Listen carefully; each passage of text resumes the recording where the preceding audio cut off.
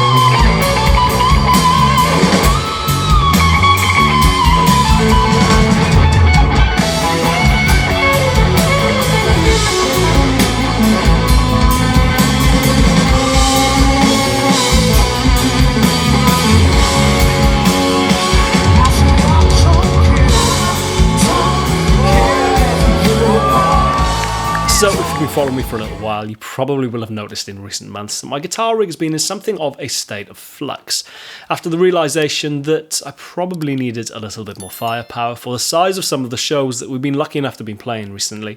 I've been using a 67 Fender Super Reverb and a 68 Fender Pro Reverb, 4x10 and 2x12 respectively. Now, while the amps may have been all changed, one thing that's been remarkably consistent actually, given my previous history, for about the last 3 years, since about mid-2020, is my pedalboard. Really hasn't changed much at all. The pedalboard itself was a Schmidt Array SA450, and honestly I loved everything about that board. I loved how compact and how portable it was, yet for its size it packed a real punch and fitted beautifully in a Flightcase 1610, complete with moulded foam, which left enough space for my wah pedal, spare cables, strings, capos, etc, etc. All in, it came to about 26 kilograms, which, although heavy, fell comfortably within the weight allowance for any one single item with most airlines and would just incur a small amount of extra baggage costs. Now, all of that was great until about March of last year, March 2022, when this pedal was released, the Boss RE202 Space Echo. It very quickly became a key feature of a track by Cardinal Black, my band, on our debut album January Came Close, called Terra Firma. It's actually the track that you just heard in the introduction of today's video, not only for its delay function but also its ramp and hold functions. Well, really did kind of become crucial to that track. The problem being, the pedal itself is fairly large and just categorically would not fit on my old pedal board. So I started using a Pedal Train Mini as a kind of auxiliary board, I guess you could think of it. Not a massive problem in itself, but just an extra bit of gear to carry around and an extra link in the chain of things that could go wrong, especially with fast changeovers and setups, with festivals and the like. So, with a fair amount of fly dates coming up, I thought it'd be a good time to try and consolidate everything down to one new pedalboard, which, suffice to say, hasn't been without its challenges.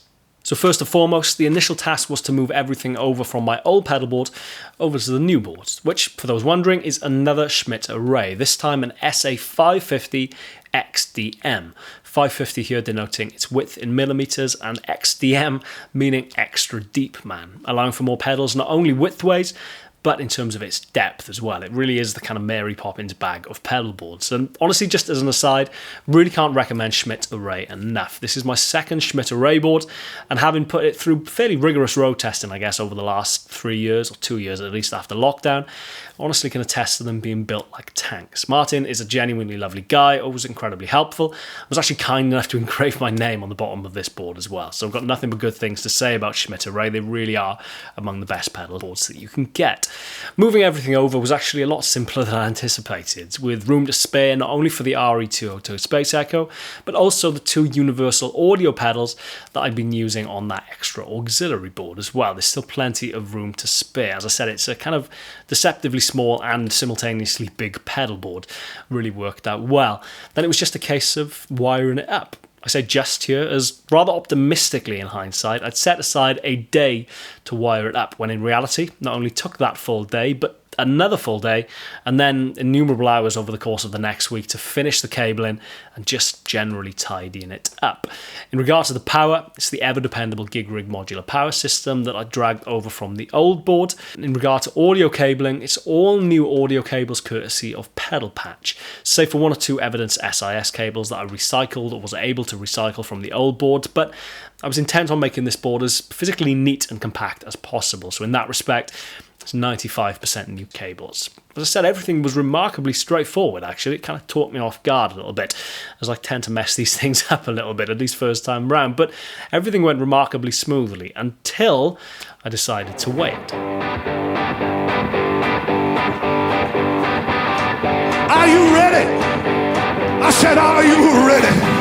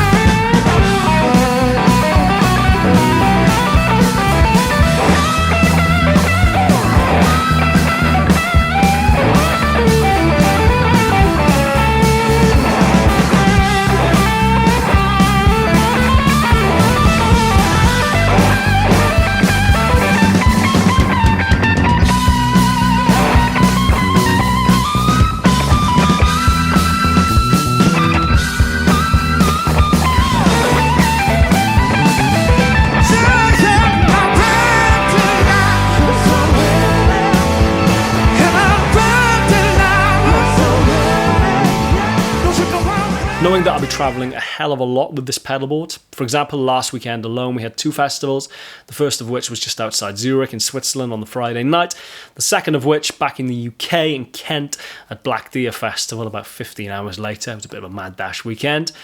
I ordered the custom Flightcase, made specifically, of course, for this pedalboard.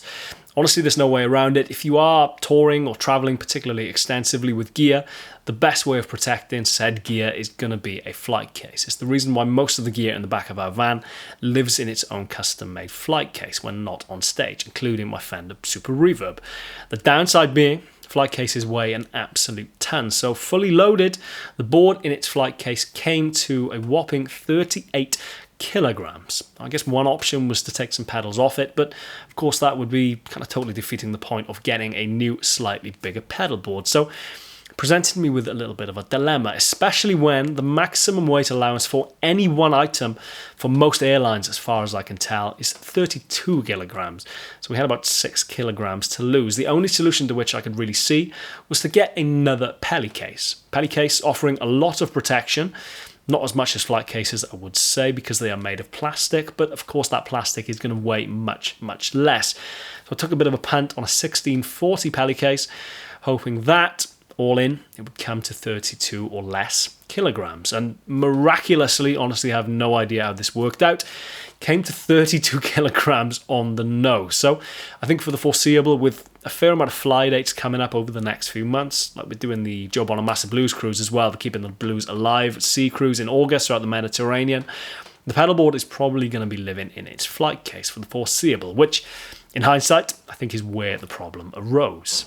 Now, unfortunately, the Pedalcase that I bought was delayed in its arrival, meaning that it didn't actually reach my doorstep until the day we were due to leave for Heathrow to fly to Zurich. So I didn't get a chance to get the custom foam made for the case as I had done with my previous board. So I was left with no other option really other than to just ram the Pedalcase full of every bit of spare foam that I had in a desperate attempt to try and make it travel safely across Europe. And although there was a ludicrous amount of foam in that case, I'd like to add it really wasn't underdone, clearly, in hindsight, wasn't up to the rigours of international travel. I'd also like to add at this point that also on the day we left, I came down with a particularly projectile case of food poisoning. I'll save you the details, but suffice to say I couldn't really keep anything down for about 48 hours, so you can factor that somewhat sad state of mind into the following tale of woe that's about to unfold. Now, although the pedalboard made it safely to Zurich, seemed to, at the very least, from Heathrow, you can always tell when something's had a little bit of a hammering in travel, when pedals that are otherwise very securely velcroed down and are flapping around loose in the case, which was exactly the situation when I opened the flight case, or opened the pedal case, should we say, when we got back to Heathrow on the Saturday morning.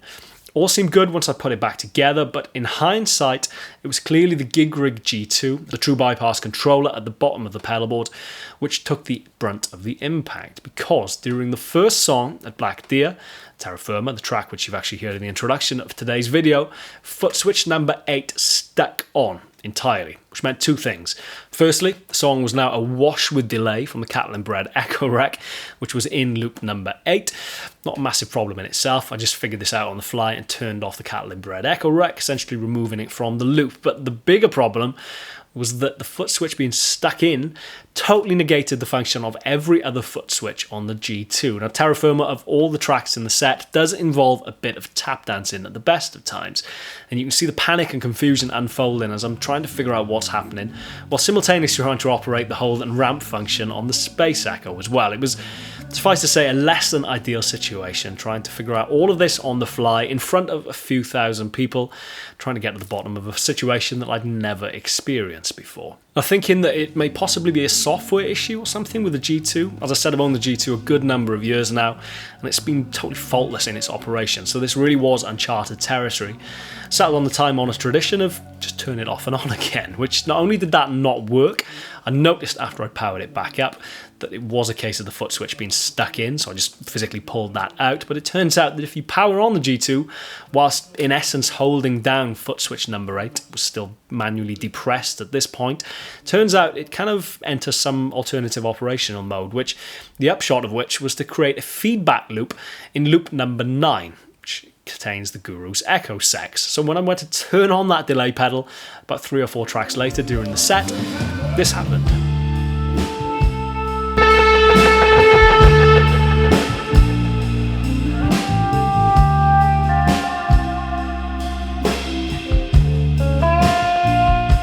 Thankfully, I've since been to visit Dan at the Gig Rig, who, like the thoroughly good egg that he is, has not only replaced that faulty foot switch that had been damaged in transit entirely as a consequence of my own inadequate packaging, but also fixed that feedback loop issue that made it sound as though the Flying Scotsman was making its way across the stage, and I imagine gave Brendan, our front of house guy, the fright of his life out front. Sorry about that, Brendan. So hopefully, after a rather inauspicious start, it'll be relatively plain sailing from here on out. I'll make a dedicated video on the pedalboard in due course, running you through some of the core sounds once I've had a chance to live with it a little bit further, but also worth adding that later this week I'm having custom foam made for that pedal case. So if there's 2 lessons to be taken away from the rather calamitous experience, I guess, all in, of the last weekend, it's don't travel anywhere without the proper protection, and secondly, make enough money to buy a private jet. I think that would have negated all of this weekend's issues, apart from the food poisoning maybe. As ever, I'm Chris Buck, this is Friday Fretworks. Thank you very much for watching. Please subscribe, hit the bell icon if you haven't already, and I shall see you next week for hopefully a slightly less disastrous episode of Friday Fretworks. Cheers guys, see you soon.